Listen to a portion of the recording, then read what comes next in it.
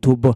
Namoonni YouTube chaanaalii keenya Muhaa Oromoo YouTubeif aarawataatan YouTube chaanaalii keenya Muhaa Oromoo YouTube subscribe gochuun maatii keenya tonnutti makamaa isiniin janna kabajamtootaa fi jallatamtoota hordoftoota maatii Muhaa Oromoo YouTube keenya erga subscribe gootanii mallattoo bilbilaa banachuudhaanis qophiiwwan keenya garagaraa biyya keessaa fi alaa akka isin qaqqaban gochuus hin dagatinaa isiniin janna. Qophii keenya ammaaf qabanne kana isinitti himuudhaan hagaduma sagantaatti isin waliin kan turus ana Muhaa Oromooti. Godina Shawaa Bahaa Aanaa Booraatti jeneraalota lamaa fi shaalaqaa tokko itti dhukaafamuudhaan qaama hin beekamneen ajjeefamuun isaanii dhagahame.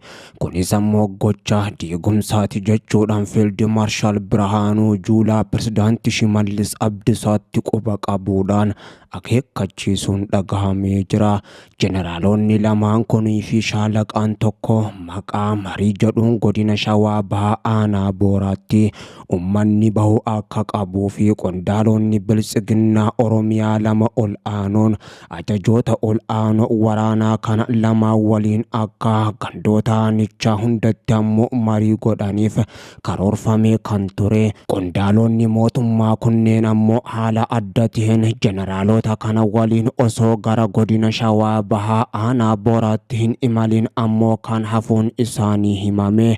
Ajajoonni ol aanoo raayyaa ittisa biyyattii kunneen Pirezidaantii Shimee waliin kaleessa wal arguudhaan har'a ammoo ajjeefamuun isaanii kun shirri wahii jira jechuudhaan Birhaanuu Juulaadhaa hedduu dallanuun himamee jira. Qondaalota raayyaa ittisa biyyattii ol aanoo kanaaf humna kumaandoorraa miseensonni 14 humna addaarraa ammoo 9 eegumsaaf ramadamuudhaan konkolaataa